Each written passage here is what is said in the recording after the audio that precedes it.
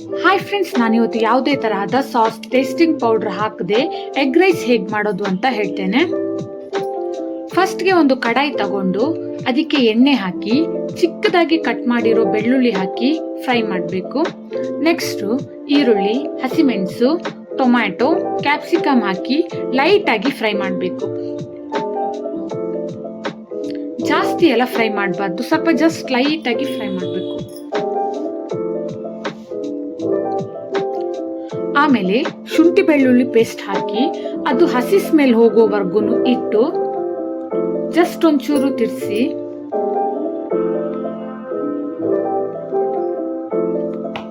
ನಮಗೆ ಎಷ್ಟು ಮೊಟ್ಟೆ ಬೇಕೋ ಅಷ್ಟು ಮೊಟ್ಟೆನ ನಾವು ಆಡ್ ಮಾಡಬೇಕು.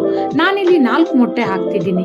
ಯಾಕಂತ ಹೇಳಿದ್ರೆ ನಾನು 3 ಕಪ್ ರೈಸ್ ತಗೊಂಡಿರೋದ್ರಿಂದ 4 ಮೊಟ್ಟೆನ ಹಾಕ್ತಾ ಇದ್ದೀನಿ. ಅದು ಸ್ವಲ್ಪ ಗಟ್ಟಿ ಆಗುವವರೆಗೂ ಇಟ್ಟು ನೆಕ್ಸ್ಟ್ ನಾವು ಅದನ್ನ ಮಸಾಲಾ ಜೊತೆ ನಿಧಾನವಾಗಿ ಮಿಕ್ಸ್ ಮಾಡಬೇಕು. ಅದಕ್ಕೆ ಹಳದಿ ಪೌಡ್ರು, ಚಿಲ್ಲಿ ಪೌಡ್ರು, ಧನಿಯಾ ಪೌಡ್ರು, ಜೀರಾ ಪೌಡ್ರನ್ನ ಆಡ್ ಮಾಡಬೇಕು. ನೆಕ್ಸ್ಟು ರುಚಿಗೆ ಎಷ್ಟು ಉಪ್ಪು ಬೇಕಂತ ನೋಡಿ ಉಪ್ಪನ್ನ ಆಡ್ ಮಾಡಿ ಒಂದ್ಸಲ ಚೆನ್ನಾಗಿ ಎಲ್ಲದನ್ನು ಮಿಕ್ಸ್ ಮಾಡಬೇಕು.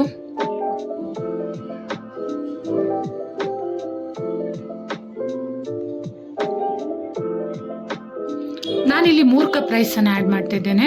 4 ಮೊಟ್ಟೆ ತಗೊಂಡಿದ್ದೇನೆ, ಅದಕ್ಕೆ 3 ಕಪ್ ರೈಸ್ ಆಡ್ ಮಾಡ್ತಿದ್ದೇನೆ.